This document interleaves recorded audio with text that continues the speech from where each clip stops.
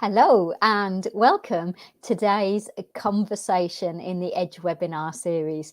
So, today we're going to talk about communication and more specifically, how to communicate with impact. I'm Mary Maguire, the host of the Edge webinar series, and I'm joined today by Ulrike Seminati, who is herself an expert in the field of communication and has many years' experience with it. And Ulrike, I met last year when I launched the book, The Female Edge, and she was kind enough to host me on her podcast series. And we had a couple of different conversations around communication, specifically around the gender dimension. But she's just a very inspirational woman, very warm, very encouraging, and was very supportive of me during my launch. So I'm delighted to have you here with me today, Ulrike. It's great to have you as a guest. Thank you, Mary, for inviting me. Yeah. So let's start by just hearing a bit more about you. Tell us about your background and what you do. So I am a coaching consultant for communication and leadership, and I'm working with companies in corporations, but also with individual leaders, helping them to really step into this full potential of being a great, charismatic, authentic communicator.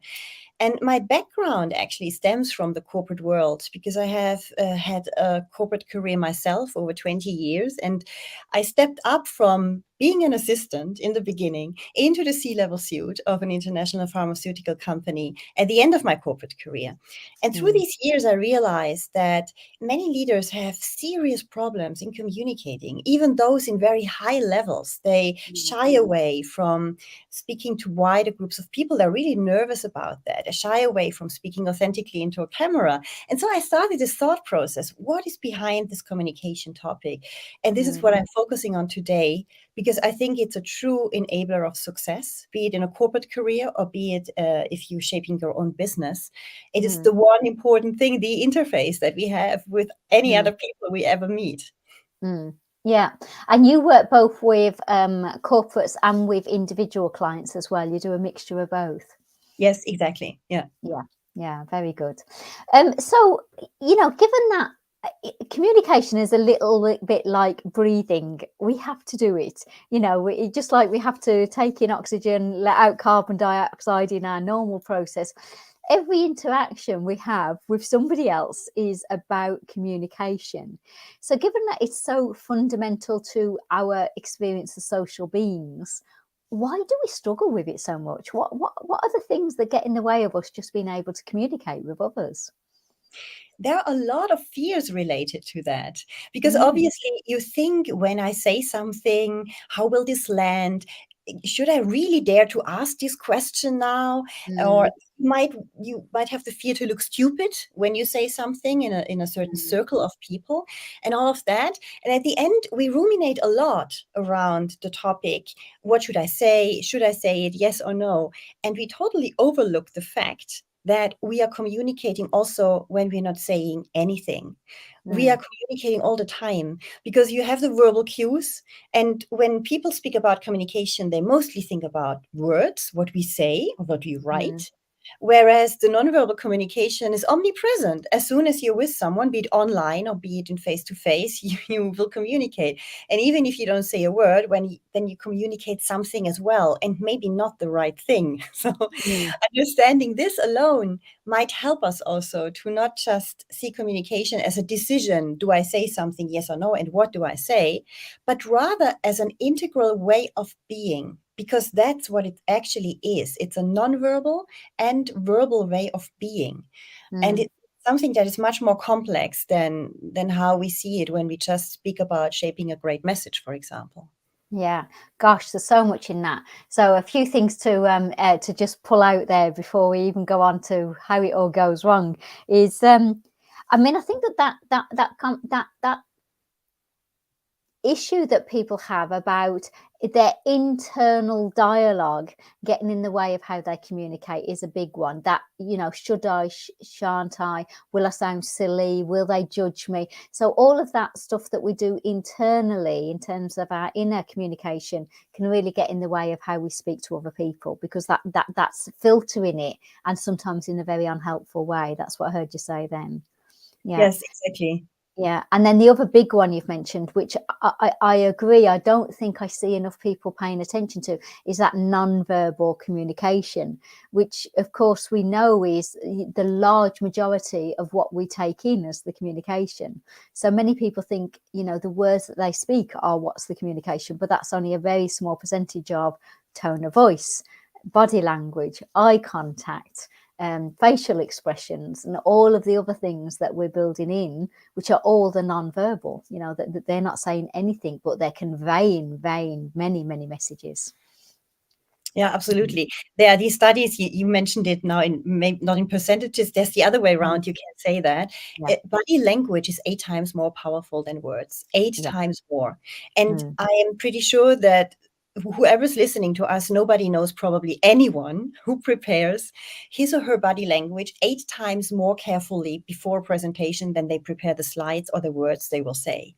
yeah, This is the whole trick. We overlook the one essential thing, which is the nonverbal area, which comes from the inside out. And yeah. as you said rightly, it is influenced totally by our thoughts and how we Mm, feel about ourselves. And mm, we overlook this area and focus on something that is more tangible to us, certainly because it feels more secure. But at the end, it's much less impactful. So shifting mm, our mindset around what is communication and where do I start acting upon it to make it more impactful makes a mm. big change already. Yeah, absolutely. And we've just had a comment through to say we make so many assumptions. And that's right, we're constantly second guessing, you know, the other person, and if I say that, they might say that, and what about that, and that gets in the way as well. So what do you see as some of the big ways that we struggle with communication when we're in interactions with others? I think the biggest way that is literally in our way between ourselves and the person in front of you is Mm, that we have a totally inward focused attitude right. because we have these thoughts. So we Mm, listen more to ourselves than to what is mm, happening in the room. mm, And we are totally yeah, distracted by mm, our thoughts about when you stand in front of a group, for example, how do I stand? I should stand like this. Oh, I should have maybe a more open posture now. And what is my next slide? Oh my God. And if they ask a question now, you have this crazy amount of thoughts in your head while you are speaking.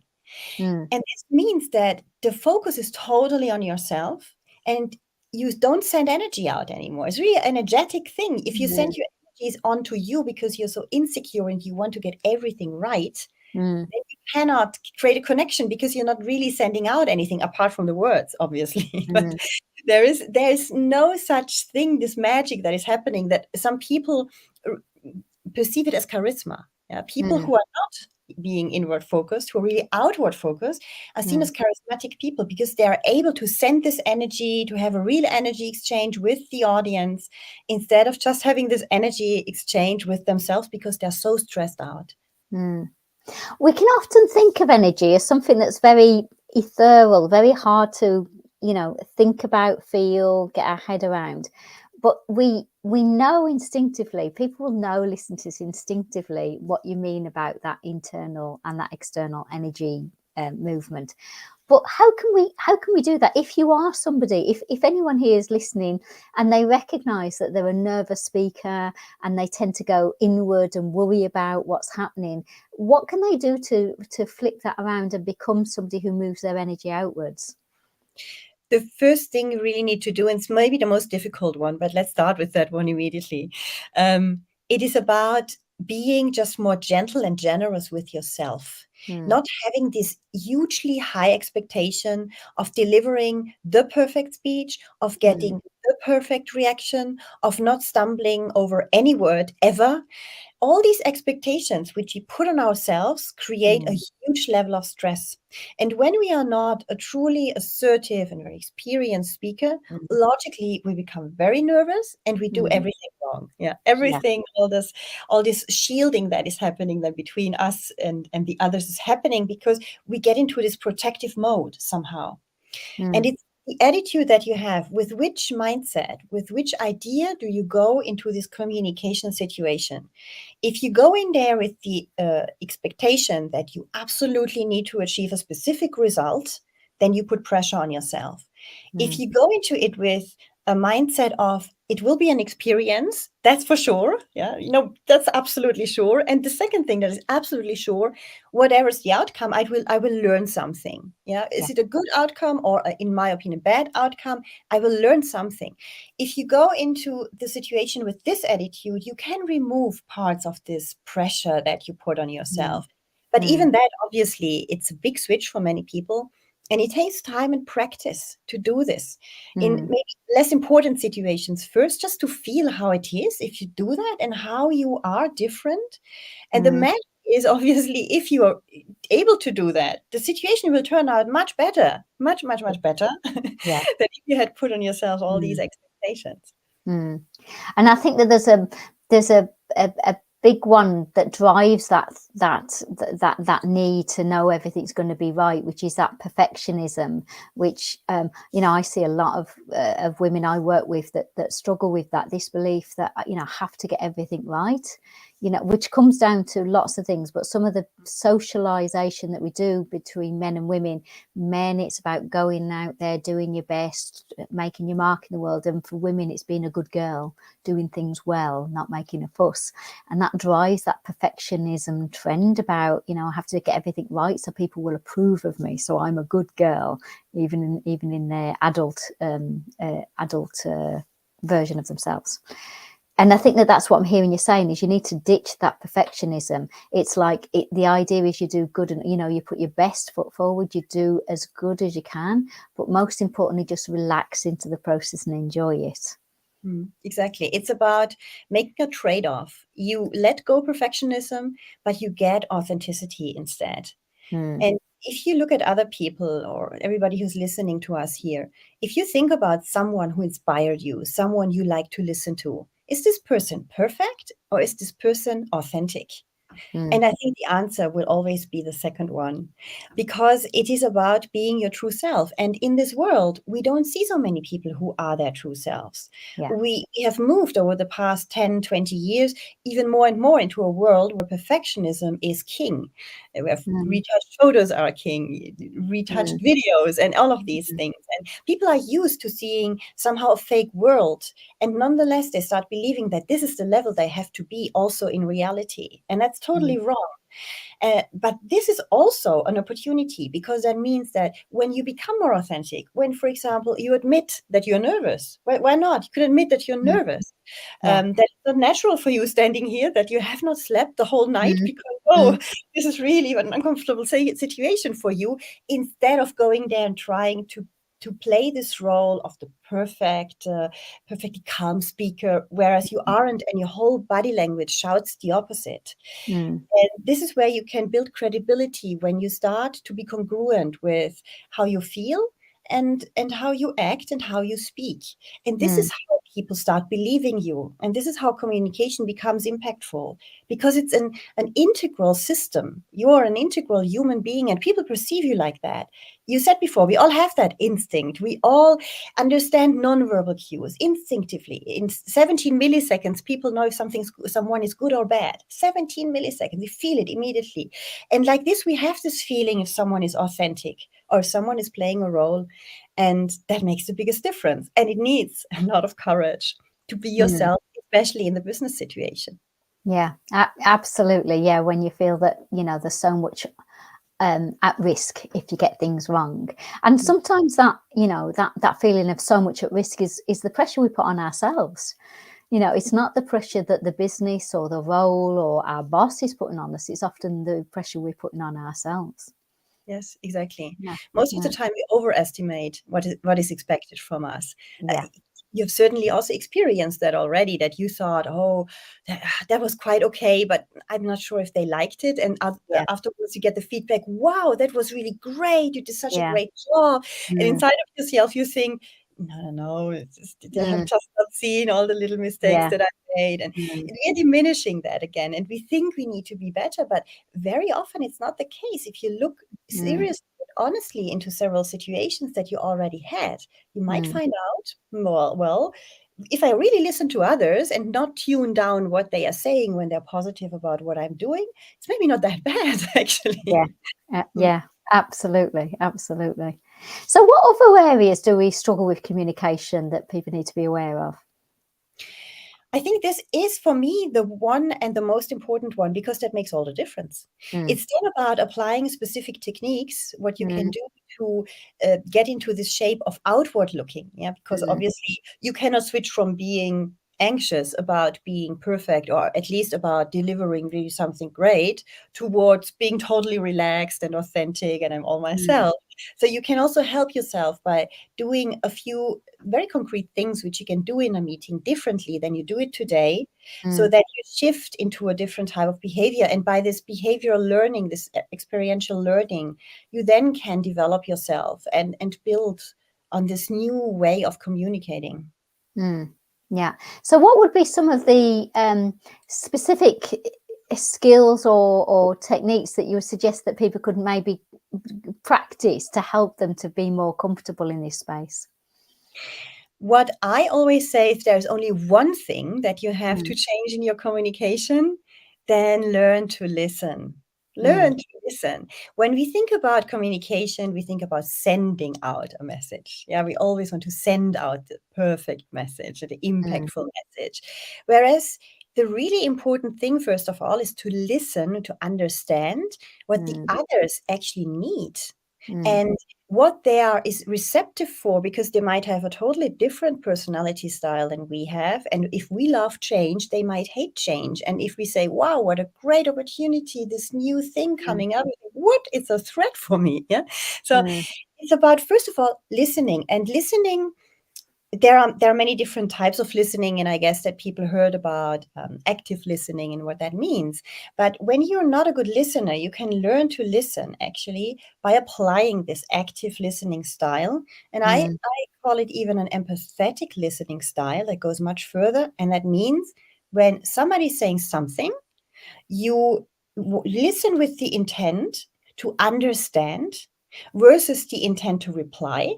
Most mm. of us, when we listen, we think about, oh, what question will I ask next? Yeah. Wow, what Mm, can I answer to this one? And we already think something, we think mm, ahead, because we are afraid that there might be a gap, that there might be a little pause afterwards, and that we have to mm. fill this gap at any price. So we start thinking about something else. In this very moment, we are not listening anymore. Yeah. And in this very moment, the person in front of us feels that there's a loss of connection, even if consciously they don't realize that most of the Mm, times. But unconsciously they do. And that again creates a lack of trust. And because of that, the message that you send out afterwards will not land as good as it could, because there's not this basis, this foundation, which you could have created by, first of all, listening very carefully. And doing this, it helps you when you say, okay, I give myself the target then, when the person has finished whatever they say, that I will paraphrase it, phrase it. I will say, what I've heard, is it right that what I've heard from you, that you say mm. that? Yeah. Repeat it in your own words. If you have this intent, then you must listen. You have to listen carefully, Mm, because you can't do it. And just try that out and learn to listen differently. mm, Then you really learn to listen also what you hear in between the lines, to bring mm, it a step further. And that's the empathetic listening part, to watch out for the feelings. So if somebody is saying, yeah, this project was really stressful for me, I don't want to do this anymore, then you can obviously just repeat, yes, this was really stressful for me, I don't want to do this anymore. But at the same time, you can also say, I can feel that you are frustrated about this. You yeah. add this emotional area. And this is how, this is why I understand that you blah, blah, blah, and so on and so forth. Mm, And the person will feel that you understand it, her or yeah. him. And that Mm, makes the difference of communication, how it's landing and how your message lands on the other side. So mm. listening is for me really the absolute key driver for that. Yeah, and I'm gonna do one of the very things that you just suggested, which is paraphrase, because there's so many things in there, and I think that they were fabulous. The first one is actually that instead of constantly thinking about the question, and as soon as the person's finished filling in the void, maybe feeling a bit more comfortable with silence, just pauses in between, because the pauses in between are often where the magic happens, aren't they? Where there's a sudden insight or an awareness or just the space to be that sometimes makes all the difference in terms of shifting, especially conversations which can be a little bit tricky or challenging. It can really help. So sometimes you said it, and I've definitely seen this with people feeling very uncomfortable with it. They have to fill the gap, and it's like, no, sometimes the gaps can be very helpful. So you mentioned that. And then the other one was that when you want to get to that point where you're really listening to somebody, set an intent that you're going to play back to them what you've heard, not with everything, obviously, but with key parts of the conversation, exactly as we're demonstrating here. Because you're quite right. What happens is that the person does feel, oh, you did hear me. You were listening and you did hear me. That's what goes on in their mind as soon as you play it back to them. And that can be a bit awkward if that's a skill you haven't really honed at first. You can think, well, they obviously know what they said. Why am I telling them what they've already said? They know, they've said it. And what people miss is the magic is they know what they've said. They don't know whether you've heard what they've said. So you're demonstrating you've heard it. So I think it's a real powerful one to go away and just try that with conversations, is set that intention and then play back, in key parts of that conversation. And then the third one you had, which was a different skill, but adds to that really, really important one, was that acknowledging feelings. So when somebody's sharing a feeling with you, is saying, it seems to me you're feeling, or I feel that you are, and acknowledging feelings, which again is often a shortcut to get to real sensitive issues quickly, by acknowledging the emotion, which again in business we're often shy of emotions and we're shy of acknowledging them, but they can be the great bridge builder to the next bit, which is, what is that fear based on, or what is that concern or issue based on, and then you get to the crux of the issue because you can get down to it quicker. Yeah, absolutely. And everybody wants to be listened to. People love to be listened to. We because we get attention. We feel we got attention. People want to get attention. And doing this is a way also of acknowledging the other and the value of the other person. And communication in fine is always about building a relationship in a certain way. Obviously, you want to achieve something with it. Sometimes you want to have a new customer, new business, for example, a pay raise, whatever. But it's ultimately about building relationships. And this is why keeping this human exchange in mind as a basis for communication, instead of pushing out my message, and if it's good enough and if it's powerful enough, then anybody will hear it and listen to me. No, it won't. So it's about this exchange that is going on. Yeah, absolutely. And thinking of it in that way, of the to-ing and fro-ing. And I just wanted to again emphasize the point you made there about it feeling heard. Actually feeling understood and heard, really understood and heard, is actually something quite rare in our everyday life. So because we're constantly on the go and we're moving from one thing to the next, and we don't realize how starved we are of it until we get it. So it becomes something that is a very powerful enabler of the connection when you do that with people. Yes. And somebody just added there, listening is so powerful. Thank you. People just want to know you care about them and what they have to say. Absolutely. That is often the crux of communication, isn't it? Yeah. And not necessarily agree. Hearing, playing back, I hear you say this, isn't saying I agree with you. Sometimes we have a conversation which isn't about agreement, but it is about hearing. I think that's a big part of your message today, isn't it?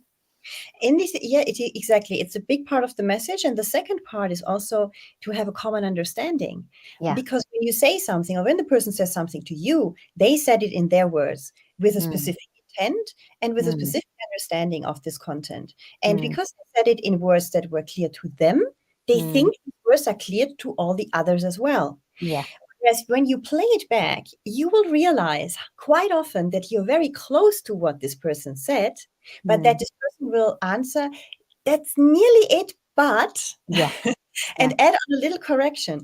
And this is extremely useful for the relationship and for further building an agreement, because then you have truly a common understanding of what you mean.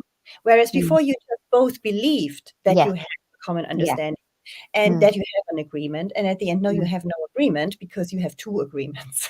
And this is why communication in business, also in private life, obviously same system, but why this is so often going wrong, and why people are not doing what we expect them to do, because they just understand something slightly different, and we never asked, because we never asked also them, what are you hearing from me? That's the other way around. You can Yeah.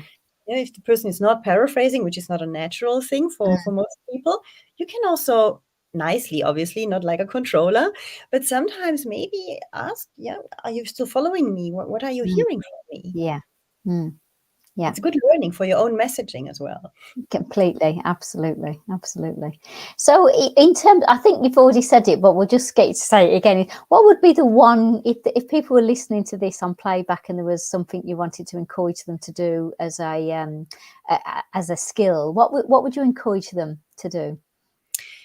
I thought about that. What would be the best thing? And I think, well, I said listening is very important, which is true, and Mm, I don't want to come back on this, but I think it's a bit bigger what I want to share here, mm, and that is that you switch from thinking about communicating as something where you need to do something in a certain way to get something, that it's a doing piece. Switch from doing to the mindset and the attitude that it's a being piece, mm, that you have to be somehow, that you have to do it in a specific way, that it's not about what exactly you do, but rather how you feel about yourself, with which intent you go into a conversation, with mm, which openness you go there, with this outward being. So it's really a switch from doing, like shaping a message, having a great presentation, preparing myself like crazy to get every word right, yeah, towards being relaxed, being open, being interested, being mm. listening, all of that.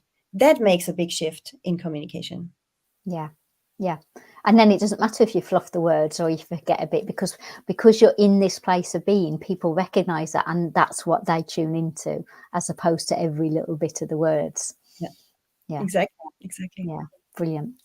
Excellent. Oh, so many great tips there. I knew it would be a great session with you, Ulrike. So the other thing is you've got if people are wanting to develop even more skills around this, you've got a very special resource here to share with them. So tell us a bit about your ebook here.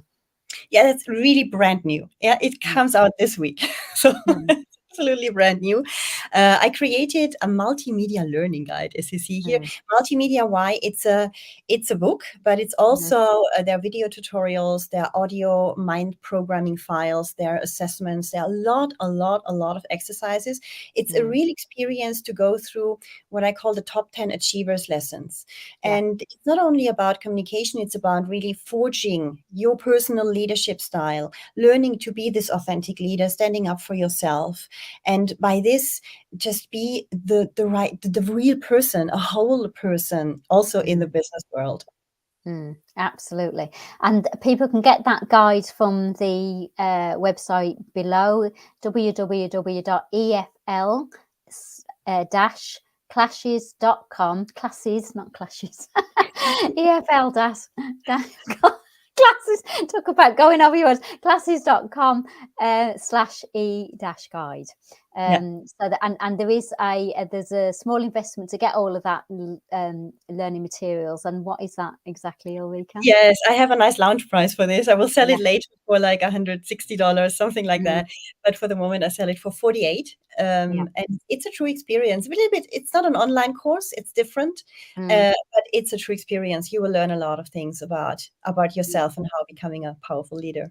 yeah. And that's quite a few hours of tutorial and information and content and Yeah. teaching that's there for a very small investment. So I think if any of you want to get more impactful and want to learn about that, this sounds like an absolutely great guide to get. So thank you for sharing that. So I think that's our conversation today. But we'd love to keep the conversation going. Let me get me. That's it. So if you want to keep in contact, you obviously know me, Mary at agentstoChange.com, but Ulrike can be contacted at her website, contact at ulrikeseminati.com. The website's the same name, ulrikeseminati.com. And you've also got your LinkedIn page, which is LinkedIn Empowering Female Leaders, which obviously is very similar to the tagline I use for mine, Empowering Female Leaders, where Ulrike shares some fantastic content around communication, around business, around career, and also for women as well. So lots of great content there. So thank you very much for your time today, Ulrike, and being a guest on the webinar series, and for all the fantastic tips. It was really great. Thank you, Mary, for having me. It was a great conversation with you. Yeah, thank you, and wishing you all a great day. Any comments, leave them in the feed, and we'll certainly get back to you. Take care.